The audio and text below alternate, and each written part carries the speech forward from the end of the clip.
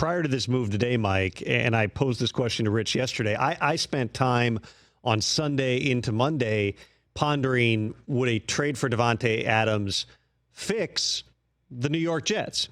And, the simple answer is no. They've got other issues involved, which obviously Woody Johnson agrees with that by making a change at the top. But what it would do is it would give Aaron Rodgers the guy to which it sure seemed like he was trying to throw the passes in that game. In other words, there were, by my rough count, 10 times where Rodgers, for as much as he couldn't move, okay, that knee was obviously a problem. Then he twists the ankle. He was in the pocket as much as we've ever seen Aaron Rodgers. But he was snapping off throws into tight windows, and there were about 10 times in that game where he threw it, and it's within a millimeter of the linebacker's outside shoulder, and it's the one to Lazard in the end zone. It's the one to Mike Williams at the end of the game. These are all plays and balls he's thrown to Davante Adams. He knows Davante Adams historically has caught those. When you're throwing them to Lazard or Mike Williams or Garrett Wilson, it's that little bit that's the difference, and I guarantee Rodgers after the game is thinking, Davante would have caught a couple of those.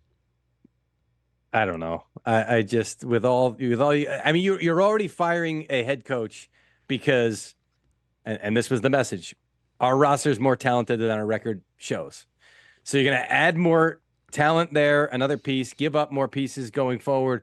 Hope that his personality meshes. Hope that Garrett Wilson now doesn't go like this. Because, I mean, maybe it helps him, right? Because it's another guy that the defense has to pay attention to. Fine, I get all that part. But will it help him to be like, I thought I was supposed to be the guy here. I thought I was the one that you guys were going to feed. And the way that when I covered that Patriots game, they had to get him in the end zone that night. And Rodgers even admitted after the game, I made the mortal sin of a quarterback of predetermining where I was going with the football. And thankfully, it ended well in a touchdown. But that's how badly, because the play before he didn't get in, he slammed the turf, gets back up, gets in the huddle, and he throws it to him and they get in the end zone. Like, if you're not getting that kind of commitment from everybody in the building. I talked to people, it was like, he had to get in the end zone that night. If you're not getting that, now somebody else is now the shiny new toy, you wonder how that's going to affect him. I don't know.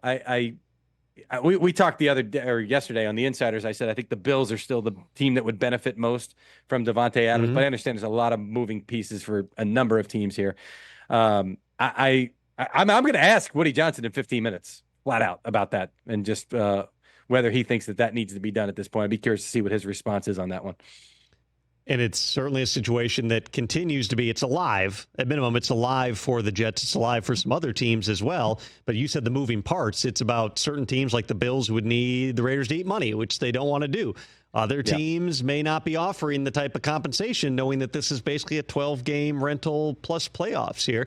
With the Jets, they don't play till Monday night. So you do have an extra day before the thrust of their practice schedule would begin on Thursday here. So these next 24 to 48 hours are big. And I really do believe, Mike, we'll see the Jets come out and play well on Monday night. And I say that for no other reason than the fact that when we've seen other teams take over or have interim head coaches take over, particularly ex-players, which Jeff Ulbrich is one, that first game, I always say it's the placebo effect. Guys think something is different. We got a fresh start here. We saw it with Antonio Pierce last year. We saw it with Jeff Saturday. Went into Vegas, won his first game. They didn't win any other games, but for that one game, it felt different. When Andy Dalton starts against the Raiders this year, it feels different. Head coach, quarterback, the two spots you can do it. The quarterback, you're not going to do it right now. With Aaron Rodgers, the Jets fire the head coach, and we'll see what happens. Catch the Rich Eisen Show every single day on the Roku Channel, 12 to 3 Eastern, for free.